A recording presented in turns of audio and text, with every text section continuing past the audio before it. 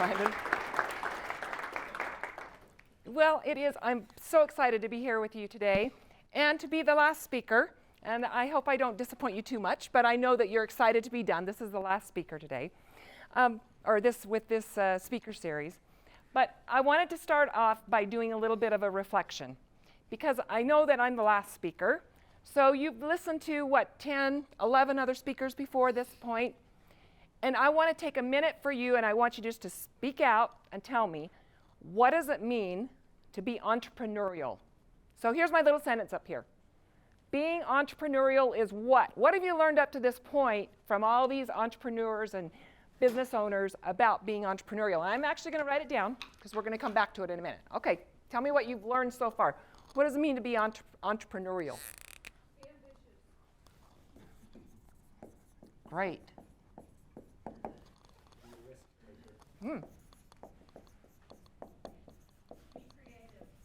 Ambitious, risk taker, creative. Self-motivated. Flexibility. Oh, what is that? Boldness. Great. What else? Committed.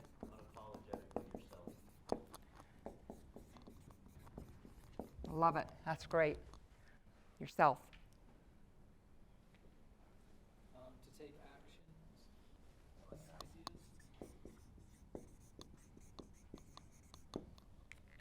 To take action. All right, so for those of you that didn't hear in the back, here's our words that define what it means to be entrepreneurial. It means that you're ambitious, you're a risk taker, you're creative, you're self-motivated, flexibility, boldness, committed to something, to be genuine, to be true to yourself, and to take action. I love those words that describe that.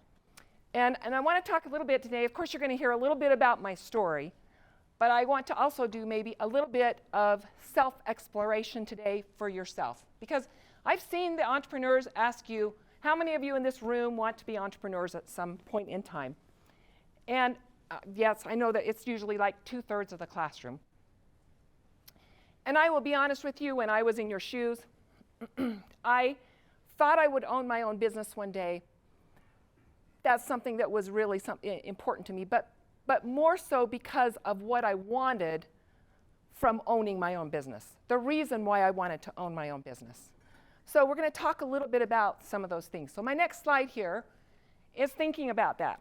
What is your motivation? And at this point in time, your students, you're thinking about what's that next step in life.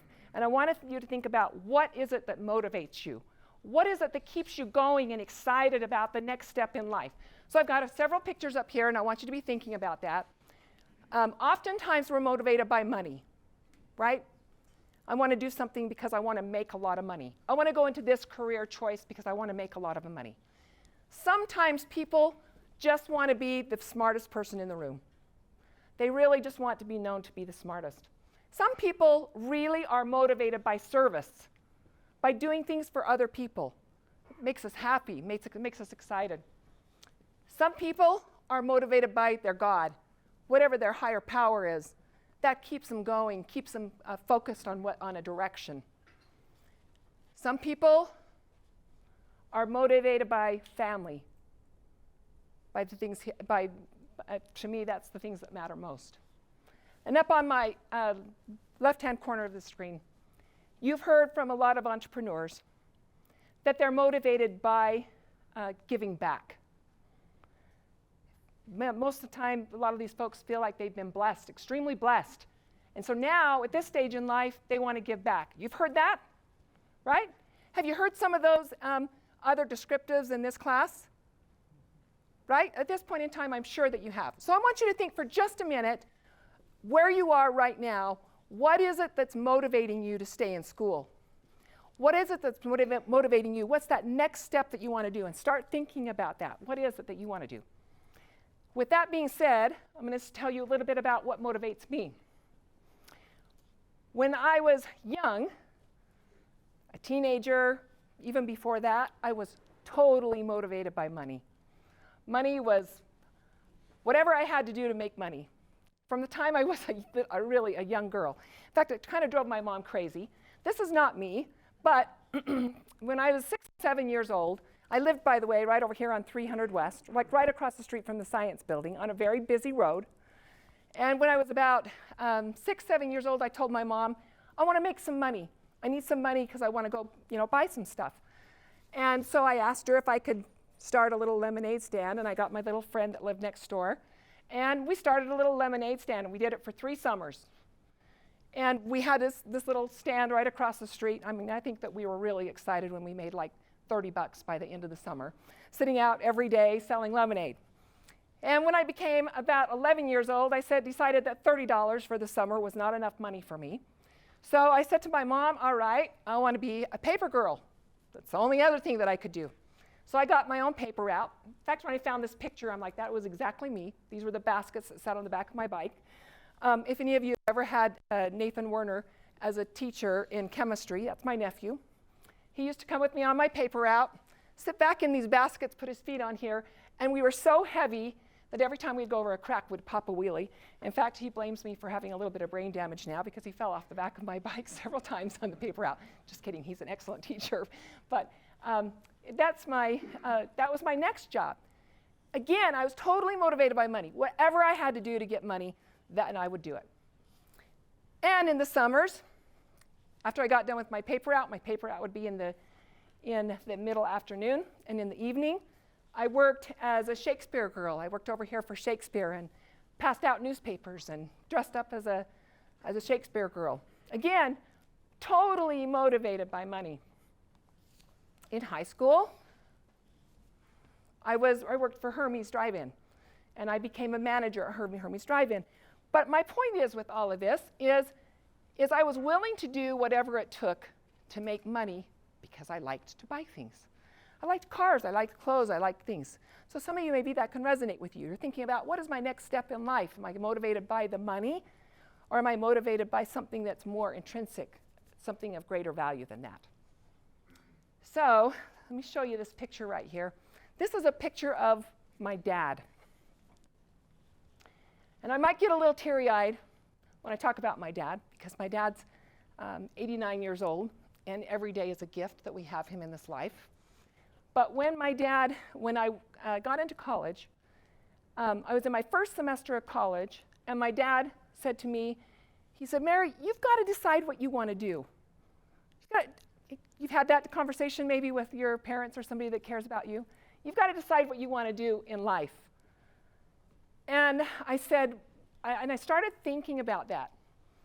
And as we had this discussion, by the way, my dad was a college professor here at SUU. And I remember sitting in his office and him asking me what I wanted to do with my life. And then he asked me this really important question that I hadn't been asked before. He said, Mary, what do you want to be known for? Well, that's a different question than, to me, a different question than what do I want to do with my life? What do I want to be known for? I hadn't thought about that. What did I want to be known for? So I want you to think for just a minute, and if you have a piece of paper, I want you to write it down. If you don't, I want you to put it in your head and don't forget it for just a minute. At this point in life, I was your age. What do you want to be known for? When you die, and if you have somebody write your obituary, what do you hope that they put in there? If it's one word, what do you hope is in there that describes you? Because every action that you have from now until that point in time should reflect what you want to be known for. So I thought about that. What did I want to be known for?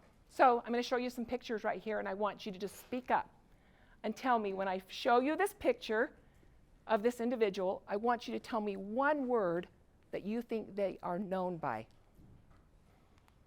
All right, who's this? Okay, that's an easy one, right? George Washington. What do you think he's known for? Leadership. What else? What else? America. Good, yeah, good. What else? Freedom. Good. Okay. Resourceful. Resourceful, yeah, good. Resilience. Perfect. Okay.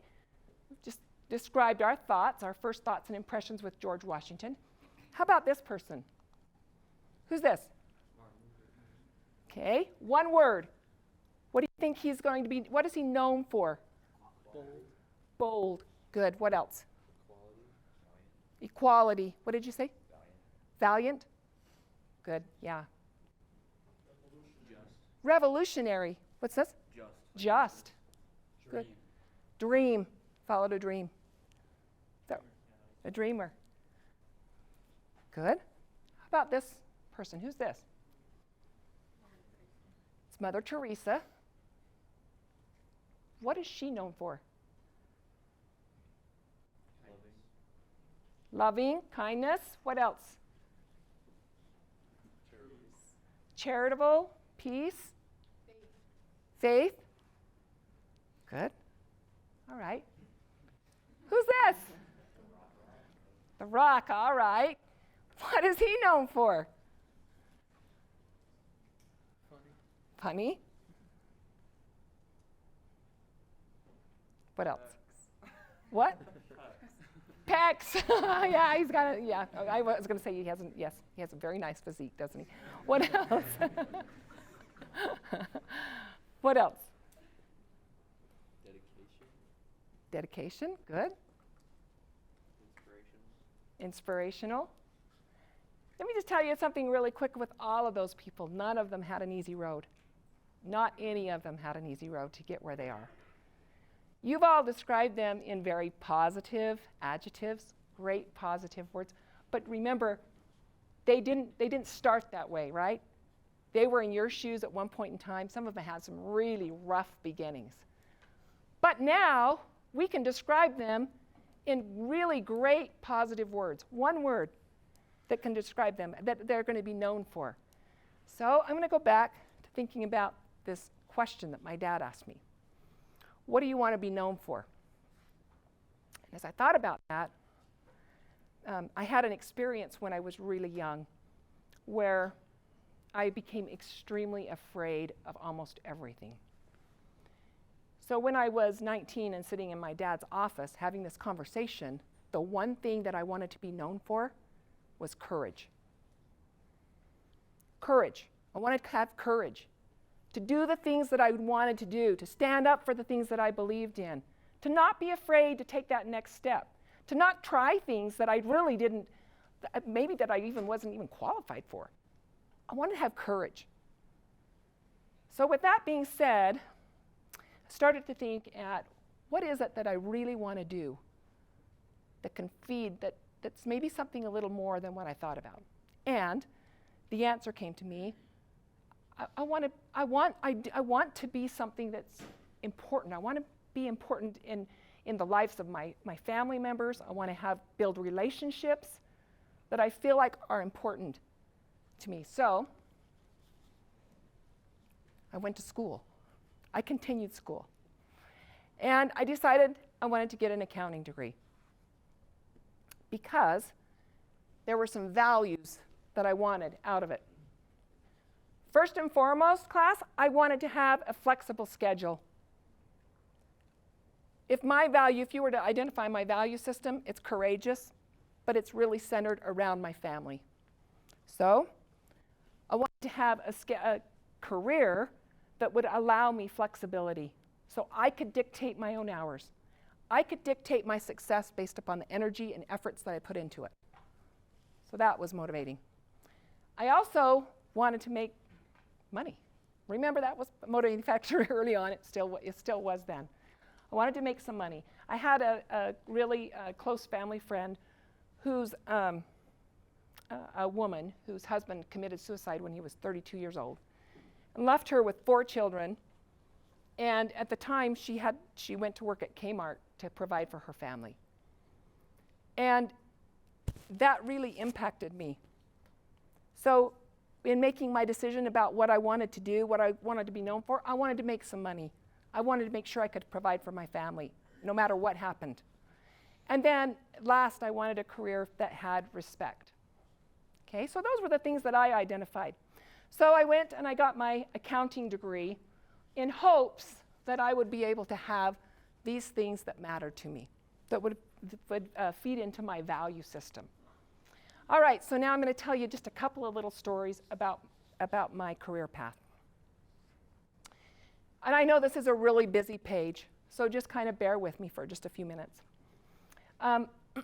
So I went to college, just like you, got my accounting degree, got my master's degree here from SUU. And then I knew that I needed some experience. I knew that experience was key.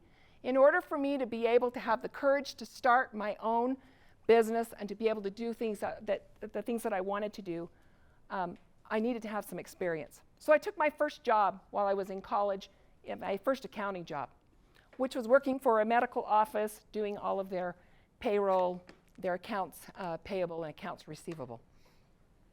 And that was a good job because it led me to be able to have a little bit of experience to when I graduated. Now I put H&R Block up here because I want to tell you a little story about that. When I was in college, I got my bachelor's and my master's degree in accounting. I thought, I've got all the education I need. I'm going to be able to get a good job. And I went to every single CPA firm in southern Utah because my husband was still in school. I went in Cedar City and down to St. George. I knocked on literally every door.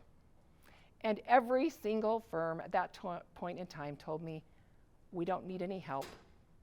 And I was so discouraged. I had to be at least 10 to 15 different places. We don't need any help.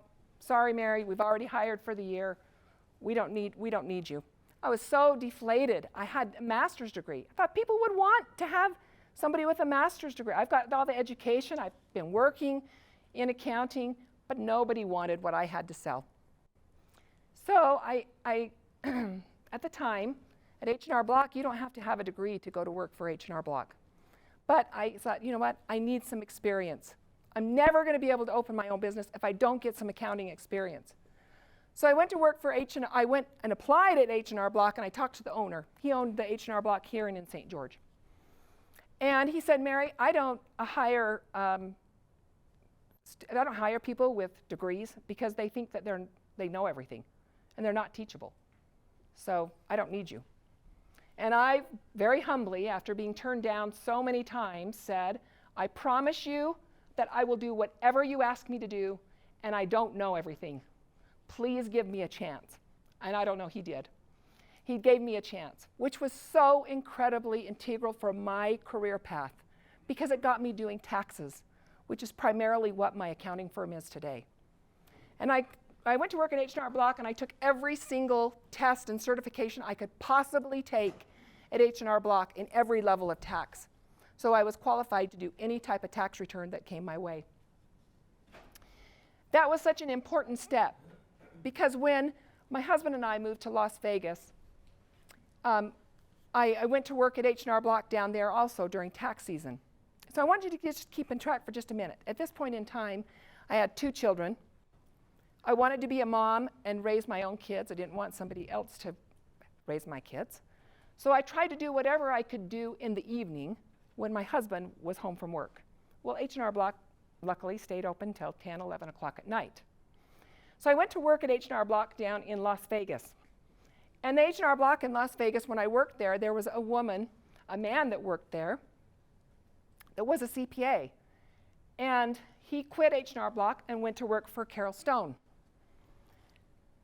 And he recruited me to work for a CPA firm, which was really important because to get a CPA license, you have to have experience. You have to work and do audits and have experience with a CPA firm. So because I went to H&R Block, I met Mickey, who was a CPA, who went to work for Carol Stone, who recruited me to go to Carol Stone, and I went. When I was at Carol Stone and working for Carol Stone, there was a woman there that was going to night school. She was going to night school at the College of Southern Nevada. She said, Mary, I'm taking this math class. You ought to teach accounting. You know, you're good with people. You should teach accounting at night. So I decided, you know what? Maybe I ought to give my shot at teaching accounting at night. I can work at a CPA firm during the afternoon hours, and I can teach accounting at night. So at this point in time, I was a 27-year-old woman, And I went and applied at the Community College of Southern Nevada. At the time, it was CCSN. And I went to the department chair and said, I'd love to teach a night class in accounting. And he said, have you ever taught before? No. And I said, he said, do you have any experience teaching? I said, yeah, Sunday school. and he said, well, I'll give you a shot. Because again, I kind of got humbled. I said, oh, let me try. If I'm really crappy the first semester, you don't have to ever hire me back. Of course, he wouldn't anyway. But I became a little bit humble and asked him if he would give me a job. So I started teaching night school. Had absolutely zero idea that I would ever love education, higher education. Remember, my motivating factor was I was going to get an accounting degree. I was going to work in the accounting profession. I was going to start my own firm after I got experience. Education was not even in my background, even in my thought process. But through a series of events, it led me to teaching night school. And I loved it. By the way, teaching night school, all the people that take night school are those that are professionals working during the day that are going back to improve their skills at night. So in my class of 35 students, I think that I had maybe 5 that were younger than me. Everybody else was older than me. Very intimidating. I spent hours and hours and hours preparing my lesson plans to teach night school. But I have to tell you that that was taking that opportunity, working at the CPA firm, meeting a person that got me involved in education, changed my whole life's trajectory because I wasn't afraid. Remember, courage was something I wanted to be known for. So I started teaching night school. Then we moved up here to Cedar City about 3 years later. And I had been teaching night school for 3 years down at the Community College of Southern Nevada. I had taught a couple of classes at UNLV during that course and then the evening as well. But when we moved here to Cedar City, they didn't have night classes. And at this point in time, I had 3 children. And I went to the department chair again and said, I've been teaching for 3 years. Do you have any accounting classes that I can teach at SUU? And luckily, because I had some experience, he offered me 2 classes. And I taught those classes just by way of understanding. I taught them at the noon hour from 12 to 2 because my husband came home for lunch from 12 to 1. And then my father-in-law, who just passed away last week, would come and watch my kids from 1 to 2. So again, it was whatever would work with being a mom. So I started teaching it at SUU. Now the rest of these things are all incidental to being here at SUU. As my kids got older, my mantra has always been, you know what, if I have kids in a sport, if I have kids in a school, I'm going to go be a reading mom. I'm going to help with the PTA. So I served as PTA president twice. And I've been on Iron County School District boards because I'm not afraid to volunteer my time and give an hour here or there. I also served on the Beaver County School District Audit Committee because I thought, well, I can do that. I can give an hour here or there. And then I've also served on several Cedar City boards. And I tell you this because I think that all of those opportunities that came my way, if I would have turned them down, I would have never, ever, ever been prepared to be a dean. But because I had been exposed myself to a lot of people and a lot of different opportunities, I felt very confident coming in that I could lead an organization, that I could have an impact, and that I could do some things that really make me happy. So I show you these things because I was never afraid to try. And I hope that you can determine right now what is it that you want to be known for, and that you're not afraid to give it a chance, to take opportunity when it comes your way. Because that's the moral of my story is that all the things that I've been involved in are because I wasn't afraid. One thing that I left off, which is really important, when I came here to SUU, I'd been working for Carol Stone in Las Vegas. When I came to Cedar City, I said, enough's enough. I have 7 or 8 years of experience now. When I was in college, I wanted to open up my own business.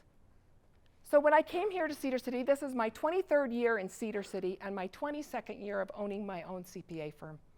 So I came here to Cedar City, I started my own CPA firm, thinking that that was going to be my way of making a living, never knowing that I was going to get into education as much as I did. Through my CPA firm, over the course of the years, my CPA firm grew and grew. Within about 5 years, I had close to 500 clients. I was making close to $100,000 a year.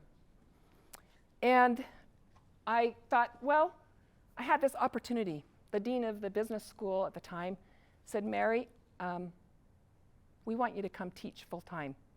My youngest son was in 1st grade. I told the dean, I'm happy to come teach full time as long as I can come to work at 8:30 in the morning after I drop my last kids off at elementary school, and I can be home at 2:30 in the afternoon when I pick them up from school. He said, you know what? That's just fine. You can do that. You can grade at night. You can answer emails at night. And at that point in time, class, I had to reduce my CPA firm. There was no way I could manage my CPA firm that I had grown and was growing to accommodate the needs of the students, because you really are the reason why I'm here today. I love being with students. So I cut my CPA firm in half, cut my revenues in half, down to about $50,000, and I got a contract for $50,000 at the university. That was my first job, full-time offer. Now, I tell you that because I've never let my CPA firm go. It's something that's inside of me. I love working with people. I love owning my own business. I love having that flexibility. I am motivated by money. There's some pieces of that I like, but really it's relationship-based. So the reason why I tell you my story is because I hope right now you're kind of thinking, what's important to you? What do you want to be known for? What are the things you want to do? And to remember that it doesn't happen overnight. This is through a course of many, many years of taking advantage of opportunity when it comes your way, of getting the most education I possibly could so I was prepared for that next step, and then being willing to step out of my comfort zone and try things that I never thought I could do. So I want you to just think about this little quote right here. No matter how small and unimportant what we are doing may seem, if we do it well, it may soon become the step that will lead us to better things. And I believe in that so greatly. Sometimes those little tiny insignificant things turn out to be something so much greater in our lives. I want to go hit this little quote right here, and then I'm going to show you a little video that has made an impact on my life. When you identify what is important to you, things become a lot clearer. You read this quote on values. When you live by the things that are important to you, you set your direction on the ways that are important to you, life becomes so much easier. But I want to point out one thing that I'd really like about this. You were never meant to be like somebody else. You're meant to have your own path, your own direction, your own set of values, and your own goals. And right now, the whole world is an open door. You can do so much right now, and I hope that you're preparing for that right now. This is a picture of me. The university did it's probably been 15 years ago, but the university did a series on professors. And they did, one of the people that they highlighted in their series was me. I thought I was really honored with that. But they came in and they talked about how their professors had experience in what they were teaching and how that added to the classroom experience. So this is a picture of me. They came in, SUU came into my home, took this picture, and then they posted it on YouTube. And that's a picture of my father-in-law came in during the middle of the afternoon to pretend like he was one of my clients. And he's the one that just passed away a week ago, and I love him dearly. And then this is a picture of me when we opened up this building back in 2018 at the ribbon cutting ceremony with the Levitts that are back behind that the building is named after. And being the dean has been one of the most rewarding experiences of my life. This is my 6th year as the dean, but I love, love, love creating new programs. I like making things better. and I hope that we're doing that here at the business school. I like building relationships. I like improving things. I like problem solving. So when I asked you a few minutes ago to define what it is to be entrepreneurial, as you were saying those things, they resonated so well with even what I do here at the university. I will say that it's not been an easy road. You hear that from a lot of entrepreneurs, but it's not been an easy path. These pictures, you may not know what they mean. I'm going to explain a couple of things. Throughout my career, I've been hit up several times to do tax fraud. People have asked me to do things that are absolutely against my value system. I've lost lots of clients because of that, because I just refuse to do that. I've also had people, as my husband and I have become more successful and we have more tangible belongings. Over here, I've had a lot of people hit me up for money, for loans. Family members come at my door late hours of the evening. Those are hard situations. Oftentimes, I've been the only female on several committees, and that's sometimes hard to feel like the token female in a room. I've also had experienced sexism a few times within my career, where that's been hard to be able to stand up and stop it. I've also, in my job role as the dean, traveled throughout into different countries, and there's been times in China. This is Hunan University a few years back, where I was invited to Hunan University to create a partnership that would bring the university $2.5 million in revenue every year. And when I got there, I was asked, we were at a dinner, and I was asked to participate and drink some of their prized alcohol that was $15,000 a bottle that they had brought to the dinner. Standing up and saying I don't drink was a difficult thing to do, as I knew that I could potentially be hurting the university $2.5 million a year. By the way, we didn't get that partnership, but we did leave friends. So it's not always, the top one right there, that's how I feel during tax season. Tired, sometimes tired. It's not been an easy road. Now I'm going to come back and ask you one more thing. What is it that motivates you? What do you want to be known for? What is it that motivates you? What's going to take you to that next step in life? With that thought, I want to play that video. Lana, will you play the video? It's the second one. When we're laying on our deathbed, you're not going to worry about how much money you had, how much power you had, how much prestige. You're going to see that that was all game, that was all an illusion. The only thing that's going to matter is the impact you had on other people's lives. We are all on a separate journey. But the beautiful thing about our life here on this earth is at my funeral, they ain't going to talk about my success. They're going to talk about who Nick was and how Nick lived and how Nick loved and encouraged. Success is incredibly important, but even more important than success, it's having an impact. It's knowing you haven't walked the planet in vain. It's knowing that because you've been here, you've blessed lives, you've developed people, and you have made the world a better place. The effect you have on others is the most valuable currency there is. Everything you gain in life will rot and fall apart, and all that will be left of you is what was in your heart.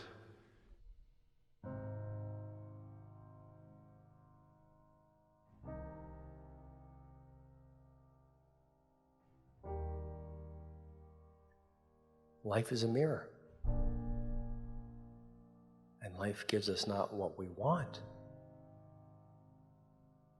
Life gives us who we are. When you were born, you cried while the world rejoiced. Live your life in such a way that when you die, the world cries while you rejoice. I love that video. I hope it got you thinking about how I started this conversation. What do you want to be known for? And that you live your life, you do it now. You plan now to do the things that you do, and you have the courage to take that next step. I'll tell you what my motivation center is right here. And I can't even show that without getting teary. Because when all is said and done, I've always said, nothing I do will be worth it if I don't have my family, if I haven't made an impact on my family. And that truly is my motivation, has been my motivation from the time I was in your shoes. So I want to close that just telling you one last little thing. I'm so grateful to be here and be the dean of this school. I'm so glad you're in this class. I hope you've enjoyed learning about these entrepreneurial stories, about these incredible people that have been here this past semester. And I can't wait to invite you back to share your story, which is going to be very soon. So thank you all for being incredible. Thank you, everybody.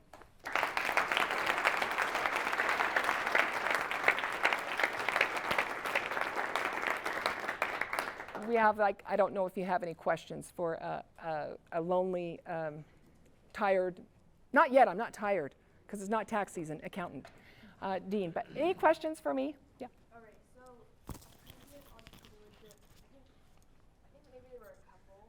They were on the opposite end, and they said to ask your family for loans for their business.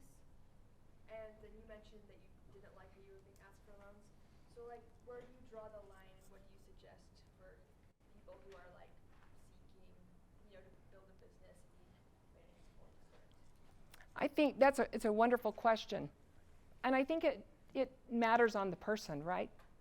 And I think it also matters on having respect for the person you're asking the loan for. Right. When I talked about family members, oftentimes, they'd come to me, we need $2,000, $5,000. And they hadn't thought about what they were going to use it for. They didn't come to me with really an idea of what it was for, but they needed, if I'd help them out, they'd be able to get on their feet. There's a difference with you creating a plan of how you're going to use it, and then having respect for the person that you intend to pay it back. You intend to give back what you took, what you asked of them. So I don't think it's bad to go to family, but you have to be respectful of their right to say no. What kind of mentors have you used throughout? The mentors that I've had in my life, there's been several of them. When I became a faculty member, one of my mentors was a person who was my teacher in college and the person that I got the worst grade in college. But he was still here when I came back to SUU.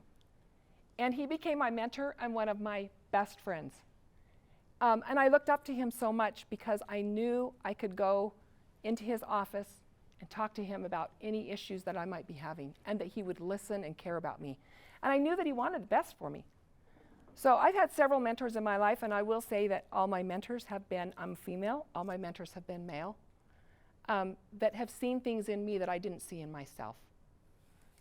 That's one at work, but I will say that probably the person that's had the biggest influence on my life has been my dad. My dad is a really wonderful person, kind, generous person. Thank you for asking. All right, anything else? Yes, Tyler. When I was a student, I had no idea what deans did, and I wonder if you wouldn't mind telling students when your dean hat's on what it is that you do. Yeah, I often think that when I tell people I'm the dean of the business school, and I'm thinking, do they even know what a dean is? Probably not. So let me tell you, yes, it's been, so I started as a faculty member here at SUU. Becoming the dean, it's a totally different role in what I do. It doesn't mean the relationship piece. When as a faculty member, I felt like I needed to build relationships with my students and with my colleagues. As a dean, it's the same thing. It's about building relationships and trust. Now, I know you, let me tell you what that encompasses. So in the business school, as the dean of the business school, I oversee all of the faculty that teach your classes within the business school.